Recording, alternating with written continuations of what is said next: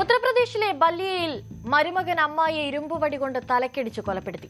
വീട്ടിൽ നിന്ന് ജോലിസ്ഥലത്തേക്ക് പോയ ഭാര്യ തിരിച്ചെത്താത്തത് കാണാതെ തിരക്കി ചെന്ന ഭർത്താവ് കണ്ടത് ചോരയിൽ കുളിച്ചു കിടക്കുന്ന ആ യുവതിയെയാണ്.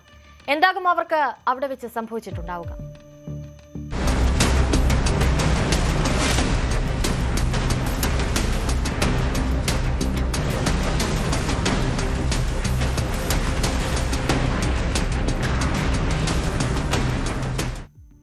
കഴിഞ്ഞ ദിവസം രാത്രിയാണ് യുവതിയെ മരുമകൻ, അതായത് ഭർത്താവിന്റെ അനന്തരവൻ കൊലപ്പെടുത്തിയെന്ന വാർത്ത പുറത്തുവരുന്നത്.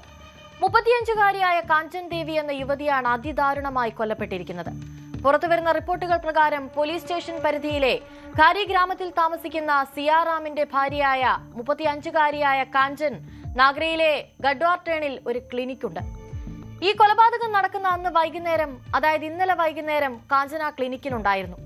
രാവിലെ ക്ലിനിക്കിലേക്ക് പോയ ഭാര്യ രാത്രി ഏറെ വൈകിയും മടങ്ങിയെത്താതെ വന്നതോടെയാണ് ഭർത്താവ് സിയാറാം കാഞ്ചനെ ഫോണിൽ വിളിക്കുന്നത്. കാഞ്ചൻ ഫോൺ എടുക്കുന്നില്ല എന്ന് കണ്ടതോടെയാണ് സിയാറാം ഇവരെ തിരക്കി ക്ലിനിക്കിലേക്ക് എത്തുന്നത്. ക്ലിനിക്കിലെത്തിയ സിയാറാം കാണുന്നത് ചോരയിൽ കുളിച്ച് മരണപ്പെട്ടു കിടക്കുന്ന കാഞ്ചനെയാണ്. രാത്രി 9 മണിയോടെയാണ് സിയാറാം കാഞ്ചനെ തിരഞ്ഞ് ക്ലിനിക്കിലെത്തുന്നത്.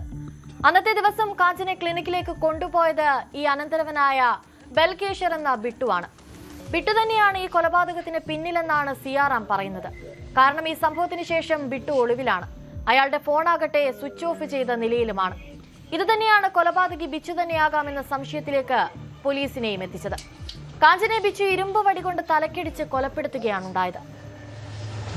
ये आज ये नगरा से गढ़वार मोड़ पर एक महिला जो कंचन देवी है, जिनकी उम्र करीब 35 वर्ष है, इनके पति सियाराम ने सूचना दी कि मेरी पत्नी का इसके चचेरे भतीजे ओंकारेश्वर के द्वारा सर पे लोहे की राड मारकर हत्या कर दी है। तत्काल पुलिस मौके पर पहुंची, साथ ही साथ एफएसएल टीम, डॉग स्क्वाड और सभी उच्च अधिकारी पहुंचे हैं। बॉडी को पीएम हेतु भेजा गया है। साथ ही साथ थाना नगरा पर संगत धाराओं में अभियोग पंजीकृत किया गया है और अभियुक्त की गिरफ्तारी हो 3 टीमें लगी हैं। शीघ्र ही गिरफ्तार किया जाएगा उसको।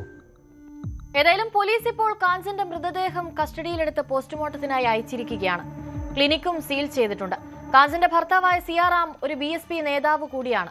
ഇപ്പോൾ ഇയാൾ നൽകിയ പരാതിയുടെ അടിസ്ഥാനത്തിൽ ബിട്ടുവിനെതിരെ കേസെടുത്തിട്ടുണ്ട്. സംഭവം അന്വേഷിക്കാനും പ്രതിയെ അറസ്റ്റ് ചെയ്യാനും 3 ടീമുകൾ രൂപീകരിച്ചിരിക്കുകയാണ്. ഇപ്പോൾ സംഭവത്തെക്കുറിച്ചുള്ള വിവരം ലഭിച്ച ഉടനെ തന്നെ ASP നോർത്ത് ദിനേഷ് കുമാർ ശുക്ല സംഭവസ്ഥലം പരിശോധിക്കുകയും മറ്റുദ്യോഗസ്ഥർക്ക് ആവശ്യമായ നിർദ്ദേശങ്ങളൊക്കെ നൽകുകയും ചെയ്തിരുന്നു. ഡോഗ് സ്ക്വാഡും FSL സംഘവും സ്ഥലം പരിശോധിച്ചു. നാഗ്രയിലെ ഗദ്വാർ മോഡിൽ സ്ഥിതി ചെയ്യുന്ന കാഞ്ചന്റെ ഈ ക്ലിനിക്ക് 1 വർഷം മുൻപാണ് തുറക്കുന്നത്. അന്നു മുതൽ തന്നെ ബിട്ടു എന്ന ഈ ക്ലിനിക്കിൽ സ്ഥിരമായി വന്നു പോകാറുണ്ടായിരുന്നു. ഈ സംഭവം നടന്ന ദിവസം കാഞ്ചനും ബിട്ടുവും തമ്മിൽ എന്തെങ്കിലും തരത്തിലുള്ള തർക്കങ്ങൾ ഉണ്ടായിരുന്നോ എന്നതിലും വലിയ വ്യക്തതയൊന്നുമില്ല. മാത്രമല്ല, മോഷണ ശ്രമമോ മറ്റോ ഈ ക്ലിനിക്കിൽ ബിട്ടു നടത്തിയിരുന്നോ, അത് ഈ കാഞ്ചൻ കണ്ടുപിടിച്ചോ, അതാണോ ഈ കൊലപാതക കാരണമെന്നതിലും ഒരു തെളിവ് പോലീസിന് ലഭിച്ചിട്ടില്ല. രാവിലെ മുതൽ രാത്രി 9 മണി വരെയുള്ള ആ സമയത്ത് ആ ക്ലിനിക്കിനുള്ളിൽ എന്ത് സംഭവിച്ചു എന്ന് കണ്ടെത്താനുള്ള ശ്രമത്തിലാണ് ഇപ്പോൾ അന്വേഷണ സംഘം. കൂടാതെ ബിട്ടുവിനായുള്ള തെരച്ചിലും ഇപ്പോൾ ഊർജിതമാക്കിയിട്ടുണ്ട്.